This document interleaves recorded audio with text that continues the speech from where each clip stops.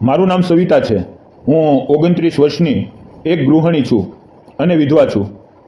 મારા પતિના અવસાન પછી હું ખૂબ જ એકલી પડી ગઈ હતી. મારી સાથે ફક્ત મારી 5 મહિનાની નાની દીકરી હતી. તેના માટે જ હું જીવતી હતી. અમારા ઘરમાં એક જેસીબી મશીન હતું, પરંતુ પતિના જવાથી મારે એક યુવાન ડ્રાઈવરને રાખવો પડ્યો. ધીરે ધીરે અમારી વાતચીત વધવા લાગી અને તે મને દરેક કામમાં મદદ કરવા લાગ્યો. એક દિવસે સાંજે તે ઘરે આવ્યો. મેં તેને જમવા બેસાડ્યો અને અમે બંનેએ સાથે મળીને જમવાનું ખાધું. જ્યારે જમીને તે જવા નીકળ્યો ત્યારે મેં તેનો હાથ પકડી લીધો અને આગળ જે થયું. મિત્રો, અમારી પારિવારિક સ્થિતિ ખૂબ સારી હતી. લગભગ 4 વર્ષ પહેલાં મારા લગ્ન સંદીપ નામના યુવાન સાથે થયા હતા. સંદીપ ગ્રેજ્યુએટ હતો, દેખાવમાં ખૂબ જ હેન્ડસમ, પાતો, ફિલ્મના હીરો જેવો લાગતો. ઘરની સ્થિતિ સારી હોવાથી અમે જેસીબી મશીન ખરીદી લીધું હતું. આખા ગામમાં બીજું કોઈ જેસીબી મશીન નહોતું, તેથી અમને ઘણું કામ મળતું અને ઘરમાં સારી આવક થતી. મારા પતિ મને ખૂબ પ્રેમ કરતા, મારી દરેક ઈચ્છા પૂરી કરતા અને મને રાણીની જેમ રાખતા અને મારી નાની નાની વાતોનું ધ્યાન રાખતા. લગ્નના લગભગ 1.5 વર્ષ પછી હું ગર્ભવતી થઈ. મારા પેટમાં મારા પતિનો પ્રેમ વધી રહ્યો હતો અને તે મારી વધુ કાળજી લેવા લાગ્યો. ધીમે ધીમે સમય પસાર થતો ગયો અને મેં એક સુંદર દીકરીને જન્મ આપ્યો. તે બિલકુલ મારા જેવી સુંદર દેખાતી હતી. તેના આવવાથી અમારા જીવનમાં વધુ ખુશીઓ આવી ગઈ. અમે બંને પતિ પત્ની ખૂબ ખુશ હતા. અમારું જીવન સ્વપ્ન જેવું ચાલી રહ્યું હતું, પરંતુ નસીબને કંઈક બીજું જ મંજૂર હતું. એક દિવસ અમે ત્રણેય, હું, મારા પતિ અને મારી દીકરી ફરવા નીકળ્યા. અમારી પાસે પોતાની કાર હતી અને અમે ખુશીથી મુસાફરી કરી રહ્યા હતા. અચાનક સામેથી એક મોટો ટ્રક આવ્યો અને તેણે જોરદાર ટક્કર મારી. તે ભયંકર અકસ્માતમાં મારી આંખો સામે મારા પતિએ દમ તોડી દીધો. હું અને મારી દીકરી કોઈક રીતે બચી ગયા, પરંતુ મારું હસતું રમતું જીવન એક જ પળમાં ઉજળી ગયું. તે ક્ષણે મને લાગ્યું કે મારો શ્વાસ જ બંધ થઈ જશે. જીવવાની ઈચ્છા ખતમ થઈ ગઈ. પતિના મૃત્યુ પછી હું ખૂબ રડી, ખૂબ વિલાપ કર્યો, પરંતુ રડવાથી તે પાછો ન આવ્યો. મને લાગતું હતું કે તેની સાથે મારું જીવન પણ ખતમ થઈ ગયું, પરંતુ મારા ખોવામાં માત્ર 6-7 મહિનાની નાની દીકરી હતી. તેનો વિચાર કરીને હું મારી જાતને રોકી લેતી. જો મેં મારો જીવ આપી દીધો હોત તો તે નાની દીકરીનું શું થાત? આ વિચારે મને થોભાવી દીધી. પતિના મૃત્યુ પછી ઘરમાં પૈસા આવવાનું બંધ થઈ ગયું, કારણ કે જેસીબી ચલાવનાર હવે કોઈ નહોતું. હું 2 મહિના મારા માયકે ગઈ. મારા માતા પિતાએ મારી ખૂબ સંભાળ રાખી. તેણે મને સમજાવ્યું કે મારે કોઈ ડ્રાઈવર રાખવો જોઈએ, કારણ કે જેસીબી બંધ રહેશે તો અમારી આર્થિક સ્થિતિ બગડશે. દીકરીને સારું શિક્ષણ આપવા માટે જેસીબી ચલાવવું જરૂરી હતું. 2 મહિના પછી હું સાસરે પાછી આવી. મારા પતિના માતા પિતા પહેલાં જ ગુજરી ગયા હતા, તેથી તે ઘરમાં ફક્ત હું અને મારી નાની દીકરી જ રહેતા હતા. ઘરની શાંતિ અને એકલતા ક્યારેક મને અસહ્ય લાગતી. આવા સમયે મારા માતા પિતાએ મને સહારો આપ્યો અને અમારા એક સંબંધીમાંથી જેસીબી ડ્રાઈવરની વ્યવસ્થા કરી. તેમણે ફોન કરીને કહ્યું કે આજે એક યુવક આવશે. તે જેસીબી ખૂબ સારું ચલાવે છે અને અમારા સંબંધિત છે. તેનું કોઈ જોનાર કે સાંભળનાર નથી, તેથી તેની રહેવાની વ્યવસ્થા તારે જ કરવી પડશે. તેને જમવાનું પણ તારે જ આપવું પડશે. પરંતુ તે દિલનો ખૂબ સારો માણસ છે. માતા પિતાની વાત સાંભળીને મને થોડી રાહત થઈ, પરંતુ મનની અંદર ખાલીપણું અને એકલતા હંમેશા રહેતી. મારા જીવનનો તે સમય એટલો મુશ્કેલ હતો કે દરેક પળે હું મારા પતિને યાદ કરતી અને આંખોમાંથી આંસુ વહેતા. પરંતુ દીકરીની માટે મારે મારી જાતને સંભાળવી પડતી, કારણ કે તે જ મારો જીવવાનો સહારો હતો. આકાશ નામનો તે યુવક ખૂબ ઈમાનદાર હતો. તે મારી સાથે વધુ વાતો નહોતો કરતો, પરંતુ મારે કોઈની સાથે તો વાત કરવી જ પડે. મારું મન ખૂબ એકલું થઈ ગયું હતું, તેથી આકાશ સાથે વાત કરવા સિવાય મારી પાસે બીજો કોઈ રસ્તો નહોતો. દરેક સાંજે જ્યારે તે કામ પરથી ઘરે આવતો, હું તેને બોલાવતી અને અમે બંને ઘણીવાર વાતો કરતા. આકાશ દેખાવમાં ખૂબ જ સુંદર હતો. તેની આંખોમાં એક ખાસ ચમક હતી જે મને ખૂબ ગમતી. એક દિવસ આકાશ કામે ગયો હતો.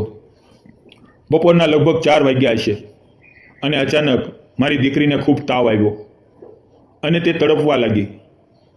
અમારા ગામથી 4-5 કિલોમીટર દૂર હોસ્પિટલ હતી, પરંતુ મને ગાડી ચલાવતા નહોતું આવડતું. દીકરીની હાલત જોઈને મારું હૃદય ધડકી ઉઠ્યું. હું ખૂબ ગભરાઈ ગઈ. શું કરું તે સમજાતું નહોતું. ગભરાહટમાં મેં તરત જ આકાશને ફોન કર્યો અને રડતા રડતા કહ્યું, આકાશ, મારી દીકરી ખૂબ બીમાર થઈ ગઈ છે. તેને તીવ્ર તાવ આવ્યો છે. તેને હોસ્પિટલ લઈ જવી પડશે.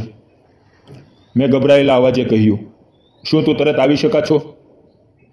તેણે ત્યાંનું કામ તરત છોડી દીધું અને ઝટપટ ઘરે પહોંચી ગયો. તેણે અમારી ગાડી ચાલુ કરી અને અમે ત્રણેય, હું, મારી દીકરી અને આકાશ, હોસ્પિટલ પહોંચી ગયા. ડૉક્ટરે મારી દીકરીની તપાસ કરી, ઇન્જેક્શન આપ્યું અને થોડી દવા લખી આપી. હું મારી દીકરીને છાતી સાથે ચાપીને બેઠી હતી. તેની હાલત જોઈને મારી આંખોમાંથી આંસુ રોકાતા નહોતા. પરંતુ આકાશે મને ખૂબ હિંમત આપી. ડૉક્ટરે કહ્યું કે ગભરાવાની જરૂર નથી. દવાઓ આપ્યા પછી તે ઠીક થઈ જશે. આ સાંભળીને મારું મન થોડું શાંત થયું. પછી અમે ઘરે પાછા આવ્યા. સાંજે મેં દીકરીને દવા પીવડાવીને સુવડાવી દીધી અને રસોડામાં જમવાનું બનાવવા લાગી. તે દિવસે મારા હૃદયમાં આકાશ પ્રત્યે એક વિચિત્ર લાગણી જાગી. મેં તેને કહ્યું, આકાશ, આજથી તું ઘરે જ જમવાનું ખાઈ લેજે. બહારથી ડબ્બો લાવવો અને એકલા બેસીને જમવું મને બિલકુલ ગમતું નથી. શરૂઆતમાં આકાશે થોડો ઇનકાર કર્યો, સંકોચ બતાવ્યો, પરંતુ આખરે તેણે હા પાડી. તે દિવસે અમે પહેલી વાર સાથે બેસીને જમ્યા. મારા હૃદયને ખૂબ શાંતિ અને સંતોષ મળ્યો. આકાશ ફક્ત મારી દીકરીને હોસ્પિટલ લઈ જવામાં જ મદદગાર નહોતો, પરંતુ કરિયાણું લાવવું, બજારમાં જવું, ઘરની દરેક જરૂરિયાત પૂરી કરવી, દરેક નાની મોટી બાબતમાં તે મારો સહારો બની ગયો હતો. મને તેને કામ સીંધવામાં કે કહેવામાં ક્યારેય ખચકાટ ન થતો, કારણ કે તે પણ પૂરા દિલથી દરેક કામ કરતો. ધીમે ધીમે અમારી વચ્ચે એક વિચિત્ર સંબંધ બનવા લાગ્યો. કદાચ મને આકાશ ગમવા લાગ્યો હતો અને મારા મનમાં તેના પ્રત્યે એક અલગ જ આકર્ષણ થવા લાગ્યું. એક દિવસ જમ્યા પછી અમે બંને ઘણીવાર વાતો કરતા રહ્યા. વાતચીત દરમિયાન મેં તેને પૂછ્યું, આકાશ, હવે તો તારા લગ્નની ઉંમર થઈ ગઈ છે. તું લગ્ન ક્યારે કરીશ? તે ધીમે હસીને બોલ્યો, માલકીન, મારી હાલત એવી છે કે મારી આગળ પાછળ કોઈ નથી. મને કોણ પોતાની દીકરી આપશે? તેનો જવાબ સાંભળીને મારા હૃદયને જાણે કોઈ ચુંબન થઈ. મેં તરત કહ્યું, તું મને માલકીન ન બોલ, મારું નામ સવિતા છે. મને નામથી જ બોલાવ. શરૂઆતમાં તે થોડો સંકોચ કરતો રહ્યો, પરંતુ મેં આગ્રહ કર્યો તો આખરે તેણે મને નામથી બોલાવવાનું શરૂ કર્યું. તેના મોઢામાંથી સવિતા સાંભળતા જ મારા હૃદયમાં એક અજાણી નરમ લાગણી જાગી. આમ જ કેટલાય દિવસો વીતી ગયા. પતિના મૃત્યુ પછી હું ખૂબ એકલી પડી ગઈ હતી, પરંતુ આકાશની હાજરીએ મારા જીવનમાં એક નવું સપનું જગાડવાનું શરૂ કર્યું. જેમ કે કાળા વાદળો પછી સૂરજની કિરણો આવે, પરંતુ નસીબે ફરી મારી કસોટી લીધી. થોડા દિવસો પછી હું જાતે બીમાર પડી ગઈ. મને ડેન્ગ્યુનો તાવ થયો. શરીર સંપૂર્ણ થાકી ગયું હતું. તીવ્ર તાવથી શરીરનું દરેક અંગ બળતું હતું. હું ખરાબ હાલતમાં હતી. આંખોમાંથી આંસુ વહેતા હતા, પરંતુ મારી સંભાળ લેનાર કોઈ નહોતું. તે સમયે આકાશે જ મને હોસ્પિટલ લઈ જઈને મારી સારવાર કરાવી. લગભગ 4-5 દિવસ સુધી હું ખૂબ નબળી હાલતમાં હતી, પરંતુ તે દરમિયાન આકાશે જે રીતે મારી સેવા કરી તે જોઈને મારું હૃદય તેના માટે લાગણીઓથી ભરાઈ ગયું. તે મારી પાસે બેસીને મને પાણી આપતો, દવાઓ સમયસર આપતો અને ઘરનું કામ પણ સંભાળતો. આ બધાએ મારા મનમાં તેના પ્રત્યે આભારની સાથે એક ઊંડું અપનાપણું પણ જન્માવ્યું. તે બીમારીના દિવસોએ મને અહેસાસ કરાવ્યો કે આકાશ ફક્ત એક મદદગાર હાથ નથી, પરંતુ મારી અને મારી દીકરીના જીવનનો અસલી સહારો છે. આકાશ ખૂબ ઈમાનદાર હતો. તે મારી સાથે બહુ ઓછી વાત કરતો, પરંતુ હું કોની સાથે વાત કરું? તેથી જ્યારે તે સાંજે કામ પરથી ઘરે આવતો હું તેને બોલાવી લેતી અને અમે ઘણી વાર વાતો કરતા. તેની સાથે વાત કરવાથી મારું હૃદય હળવું થતું. જ્યારે હું સંપૂર્ણ રીતે સાજી થઈ ગઈ ત્યારે એક સાંજે જમવાનો સમય થયો, પરંતુ આકાશને ઘરે આવવામાં મોડું થઈ રહ્યું હતું. મેં તેને ફોન કર્યો તો તેણે કહ્યું કે તેને થોડું મોડું થશે, તમે લોકો જમી લો. મેં પણ ઠીક કહી દીધું, પરંતુ મને જમવાનું બિલકુલ નહોતું ગમતું, કારણ કે મને રોજ તેની સાથે જમવાની આદત પડી ગઈ હતી. હવે સાંજ પસાર થઈ ગઈ, રાત થઈ અને 11:30 વાગ્યા. આકાશ ઘરે પહોંચ્યો. તેણે દરવાજાની ઘંટડી વગાડી. મેં દરવાજો ખોલ્યો અને ધીમા અવાજે કહ્યું, આજે કેટલું મોડું થઈ ગયું, આવ, હું તેને જમવાનું પીરસું. તેણે તરત પૂછ્યું, તમે જમી લીધું? હું હળવું હસીને બોલી, ના, મેં હજી નથી જમ્યું. તેણે થોડા ગુસ્સાથી પરંતુ ચિંતાથી ભરેલા લહેકામાં મને જોઈને કહ્યું, તમને કેટલી વાર કહ્યું છે કે મારી રાહ ન જોશો, જમી લેશો, મારા માટે તમે ભૂખ્યા ન રહો. તેના આ વાક્ય સાંભળીને મારી આંખોમાં આંસુ આવી ગયા, કારણ કે તેના દરેક શબ્દમાં મારા માટે સાચી ચિંતાની ઝલકતી હતી. અમારી આંખો થોડી ક્ષણો માટે એકબીજા સાથે મોવી, જાણે હજારો લાગણીઓ બોલ્યા વિના વ્યક્ત થઈ રહી હતી. પછી અમે બંને જમવા બેઠા. અમે પેટ ભરીને જમ્યા અને તેની પ્રેમભરી વાતોના કારણે મેં 2-3 રોટલી વધુ ખાઈ લીધી. જમ્યા પછી ઘણું મોડું થઈ ગયું હતું. આકાશ જવા માટે ઊભો થયો. જ્યારે તે જઈ રહ્યો હતો મેં અચાનક તેનો હાથ પકડી લીધો. મારું હૃદય જોરથી ધડકી રહ્યું હતું, પરંતુ મેં હિંમત એકઠી કરીને કહ્યું, આકાશ, મારે તને કંઈક કહેવું છે. તે થોડો આશ્ચર્યથી બોલ્યો, બોલો. હું મારા હૃદયની લાગણીઓ રોકી શકી નહીં અને ધીમા પરંતુ નક્કર અવાજે બોલી, આકાશ, જ્યારથી તું આવ્યો છે મારા ઘરમાં ફરીથી સુખ શાંતિ થવા લાગી છે. હું ખૂબ એકલી થઈ ગઈ હતી, પરંતુ તારી સાથે વાતો કરવાથી મારું મન હળવું થાય છે.